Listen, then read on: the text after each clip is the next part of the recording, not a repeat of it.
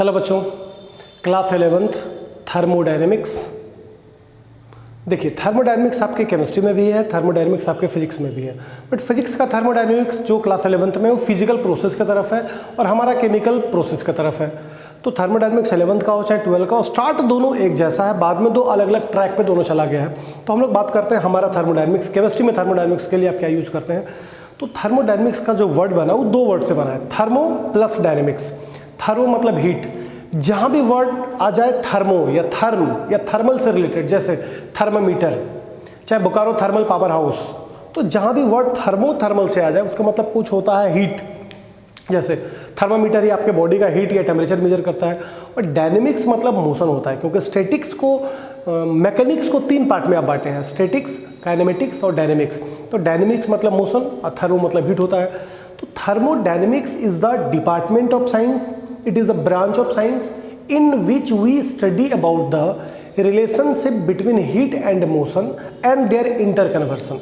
या तो हीट को अदर फॉर्म ऑफ एनर्जी में कन्वर्ट करते हैं और इसका जो रिलेशन का स्टडी करते हैं, दिस इज थर्मोडायनेमिक्स। तो थर्मोडायनेमिक्स का स्टेटमेंट हम ऊपर से देखते हैं।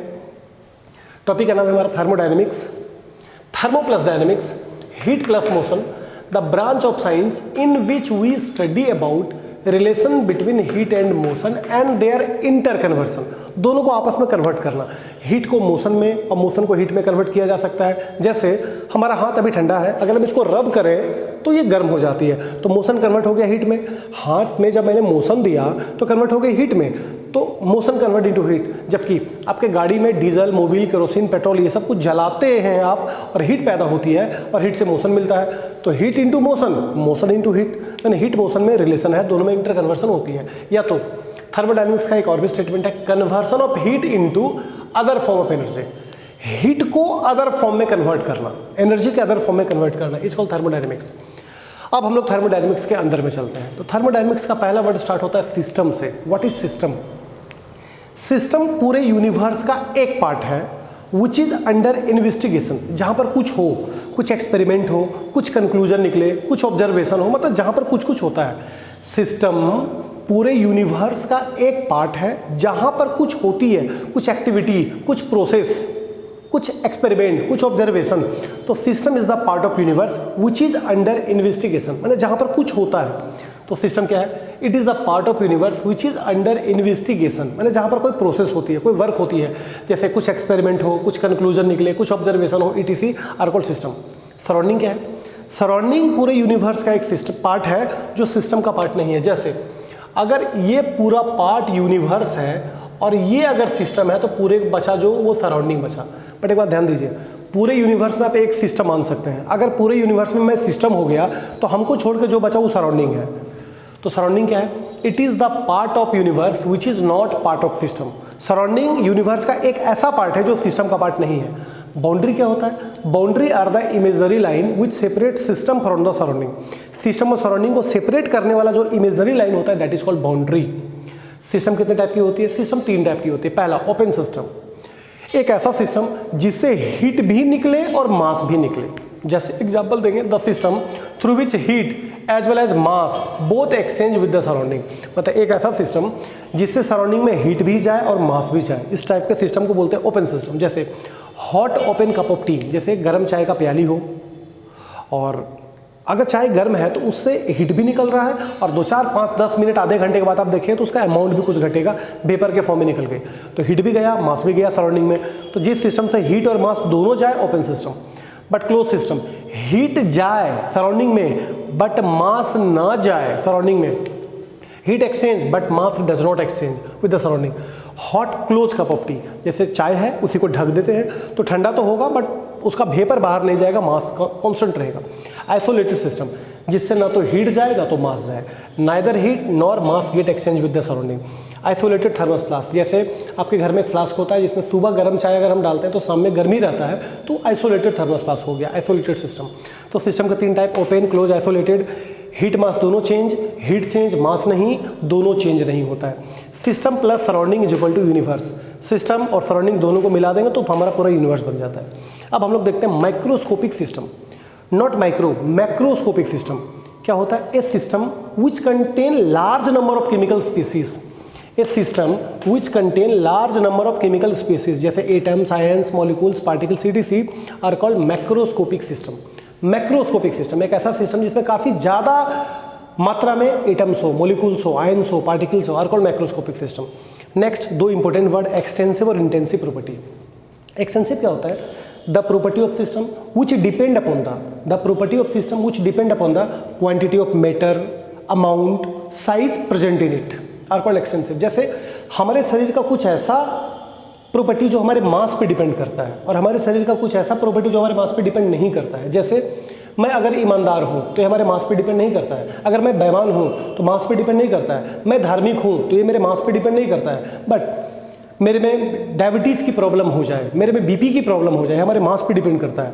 तो एक्सटेंसिव प्रॉपर्टी का मतलब है the property of system which depend upon the quantity of matter और size present in it are called extensive property. जैसे mass, volume, enthalpy, internal energy etc ये सब एक्सटेंसिव है क्योंकि ये सब क्वांटिटी ऑफ मैटर पे, मास पे, साइज पे डिपेंड करता है। Intensive property the property of system which not depend upon the quantity of matter और size present in it are called intensive. Extensive quantity पर डिपेंड करता है, इंटेंसिव नहीं करता है। जैसे viscosity, surface tension, reflective index, these are intensive property.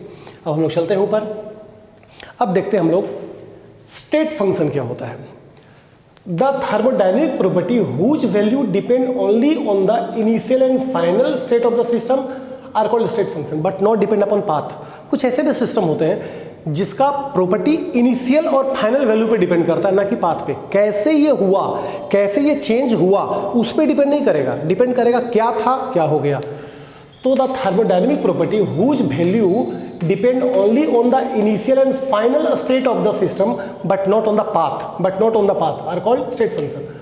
और जितना भी स्टेट फंक्शन होगा सबको डिनोट हम लोग करेंगे डेल्टा से, जैसे delta H, delta U, delta भी, डेल्टा टी, माने स्टेट फंक्शन के आगे डेल्टा लगा होता है। और कुछ एग्जांपल जैसे pressure, temperature, volume. Pressure delta P, volume delta V, pressure delta P, temperature delta T etc। Thermodynamic process क्या होता है? एक ऐसा ऑपरेशन जिसके द्वारा सिस्टम में कोई चेंजिंग आती है।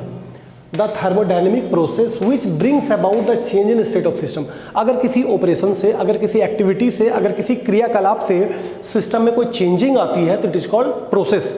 लेकिन थर्मोडायनेमिक ऑपरेशन होगा तो थर्मोडायनेमिक प्रोसेस ये चार टाइप की होती है। पहला isothermal process. In this process temperature remains constant, delta T is equal to 0, delta मतलब change in temperature is equal to 0 नहीं। एडियाबेटिक प्रोसेस है, heat remains constant, delta Q is equal to 0, Q stands for heat.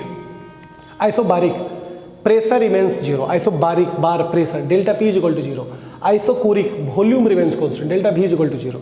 तो isothermal, adiabatic, isobaric, isochoric. Isothermal में temperature constant, adiabatic में heat constant, isobaric में pressure constant, isochoric में volume constant. Cyclic process क्या होता है? एक ऐसा प्रोसेस जिसमें सिस्टम इनिशियल स्टेट में रिटर्न कर जाए after undergoing a series of changes. जैसे अभी बारिश का दिन है, फिर ठंडा आएगी, फिर गर्मी आएगी, फिर बारिश आएगी, तो प्रोसेस रिपीट कर जा रही है। तो एक ऐसा प्रोसेस जिसमें सिस्टम इनिशियल स्टेट में रिटर्न हो जाए after undergoing a series of changes. The process in which system return to its initial state after undergoing a series of changes. जैसे पॉइंट ए पर volume V1, temperature T1, pressure P1, फिर B पर volume V2, temperature T2, pressure P2, फिर volume V3, temperature T3, pressure P3, लेकिन फिर घूम के देखिए आ गया V1, T1, P1 जो कि शुरू में था। तो प्रोसेस रिपीट होकर वही आ गई जो थी। तो such type of process is called cyclic process. और साइक्लिक प्रोसेस का डेल्टा U और डेल्टा H दोनों 0 होता है। नेक्स्ट वीडियो में आपको मैं बताऊंगा डेल्टा H और डेल्टा U क्या होता है। ऐसे ये चेंज इन एंथैल्पी है, change in internal energy. Next दो इंपॉर्टेंट, रिवर्जेबल और इरिवर्जेबल प्रोसेस। देखिए रिवर्जेबल रिएक्शन अलग होता है, एक ऐसा रिएक्शन जिसमें रिएक्टेंट से प्रोडक्ट और प्रोडक्ट से रिएक्टेंट बन जाए, बट ये रिएक्शन नहीं, ये प्रोसेस है। रिवर्जेबल और इरिवर्जेबल प्रोसेस, एक ऐसा प्रोसेस, लेकिन सुन लीजिए रिवर्जेबल प्रोसेस प्रैक्टिकल में आप फील नहीं कर सकते, बट कुछ एग्जांपल से आपको फील हम करवाते हैं। The process which follow reversible path, जबकि इधर है the process which follow irreversible path. आपको समझाते हैं, सुनिए। It is an ideal process which takes infinite time और it is a spontaneous process which takes finite time। ये infinite time लेता है और ये finite time लेता है। Takes number of step and process remains in equilibrium in each step। जो रिवर्जेबल है वो होने में इन्फानाइट स्टेप लेता है और हर एक स्टेप में प्रोसेस इक्विलिब्रियम में रहता है, लेकिन equilibrium exist only in initial and final state.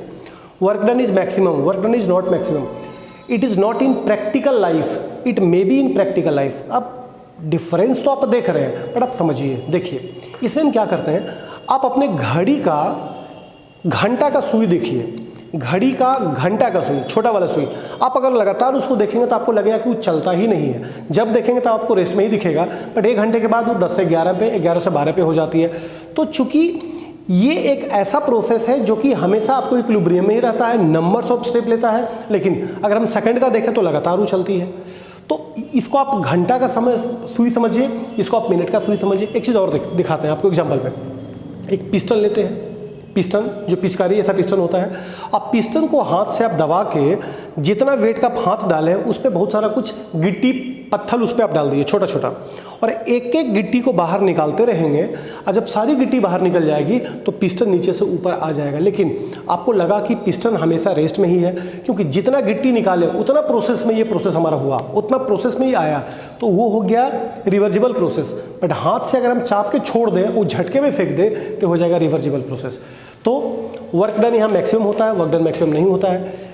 ये इन्फानाइट टाइम लेता है होने में, और process remains under equilibrium in each process या ईच स्टेप, और इक्विलिब्रियम ओनली इन इनिशियल और फाइनल स्टेट में आती है।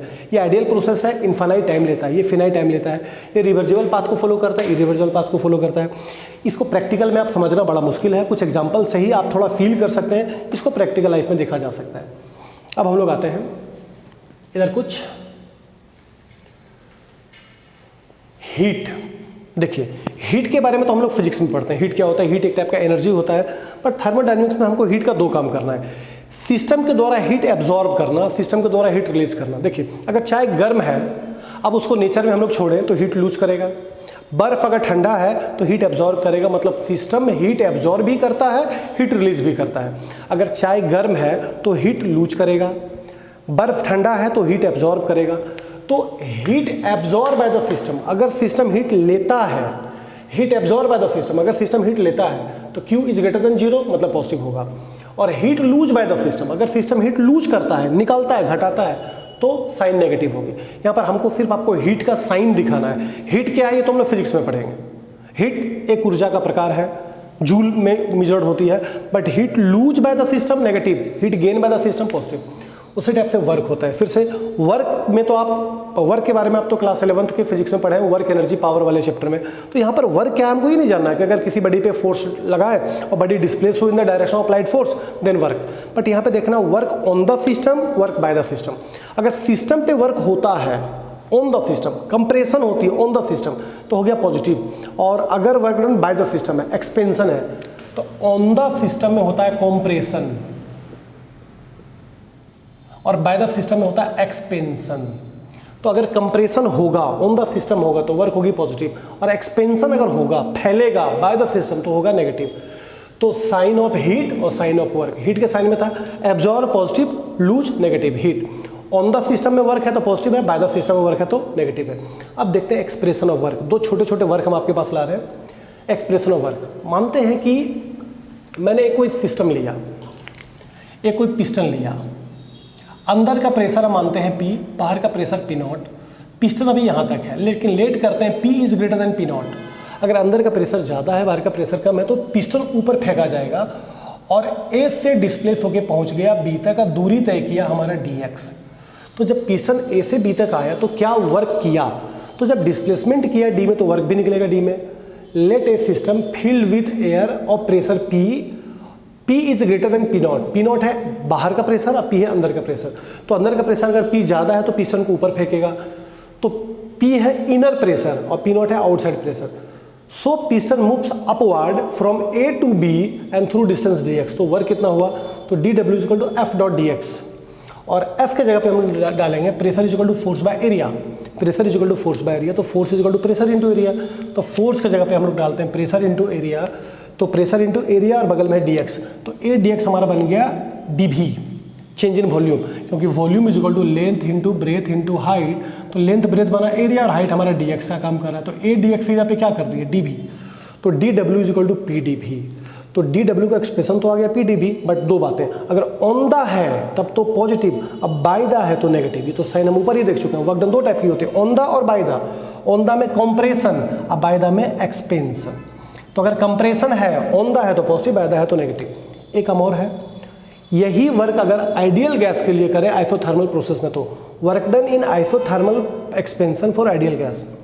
If work done is by the system, अगर work done by the system है, चूंकि एक्सपेंशन करेगा तो गैस करेगा, नीचे से ऊपर जाएगी, तो डी डब्ल्यू equal to minus p d b, अगर बाय द है तो नेगेटिव। तो एक काम करते हैं, p v equal to n R T आप जानते होंगे according to ideal gas equation, तो यहाँ से पी निकाल लेते हैं, p equal to n R T by v, और इस पी को यहाँ पे रिप्लेस करते हैं। तो क्या हो गया, डी डब्ल्यू is equal to minus p की जगह पे लाया n R T by v, n R T by v बाहर में डी भी। अब इसको इंटीग्रेट करेंगे कहाँ से, इनिशियल वॉल्यूम से फाइनल वॉल्यूम तक। अब जब इंटीग्रेट हम कर रहे हैं दोनों साइड, तो डी डब्ल्यू का इंटीग्रेशन में डब्ल्यू मिला, इधर इंटीग्रेट तो हम करेंगे बट कॉन्स्टेंट को बाहर निकालते हैं, तो माइनस एन आर टी बाहर चली गई और बचा वन बाई भी डी भी।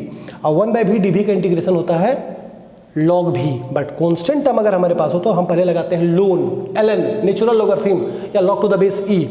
तो माइनस एन आर टी बाहर, इधर हो गया एल एन भी। लिमिट लगा देते हैं, upper limit minus lower limit, तो माइनस एन आर टी बाहर है, ये हो गया l n v final minus v initial, और फिर log a minus log b जैसा हो गया minus n R T log भी फाइनल बाई भी इनिशियल, क्योंकि log x minus log y is equal to होता है लॉग एक्स बाई वाई।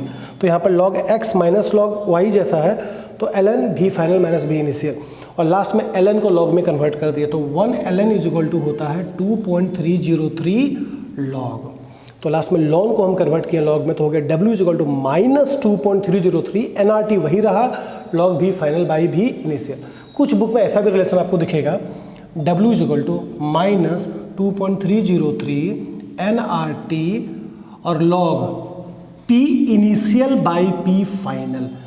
अगर भी फाइनल ऊपर है तो पी इनिशियल ऊपर होगा, अब भी इनिशियल नीचे है तो भी फाइनल नीचे होगा, अकॉर्डिंग टू बॉयल्स लॉ। क्योंकि बॉयल्स लॉ में भी इन्वर्सली प्रोपोर्शनल टू पी होती है, तो वॉल्यूम बढ़ेगा तो प्रेशर घटेगा, प्रेशर बढ़ेगा तो वॉल्यूम बढ़ेगा, तो इसका ये उल्टा आ जाता है।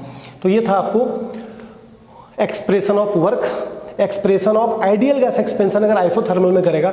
आइसोथर्मल था इसलिए टेम्परेचर को कांस्टेंट बना के हम बाहर निकाले थे। एनआरटी, एन तो कांस्टेंट है नंबर ऑफ मोल, आर तो गैस कांस्टेंट होता है, और टी हमारा टेम्परेचर है क्योंकि आइसोथर्मल था तो टेम्परेचर कांस्टेंट, इसलिए मैंने तीनों को बाहर निकाल दिया था। और 1 बाई भी डी भी का इंटीग्रेशन एल एन भी ऐसे होता है लॉग भी, बट कांस्टेंट टर्म में पहले एल एन लगाए, फिर यहाँ लॉग का थोड़ा सा काम किए, लिमिट पुट किए और लॉन को लॉग में कन्वर्ट कर दिए, तो दो रिलेशन आपके आ गए।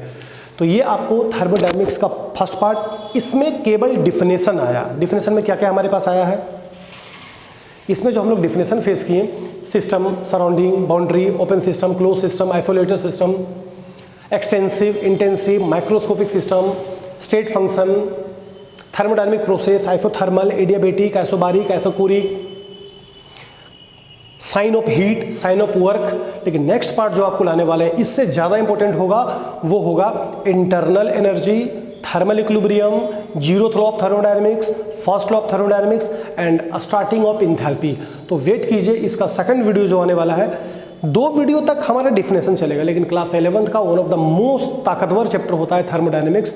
तो पहले तो मैं आपको थ्योरी दे रहा हूँ, लेकिन इसका जो न्यूमेरिकल्स आएगा वो तो आपको परेशान करेगा, तो कुछ हद तक थ्योरी पहले संभालिए, थ्योरी ठीक होता है तो न्यूमेरिकल भी हम संभाल सकते हैं।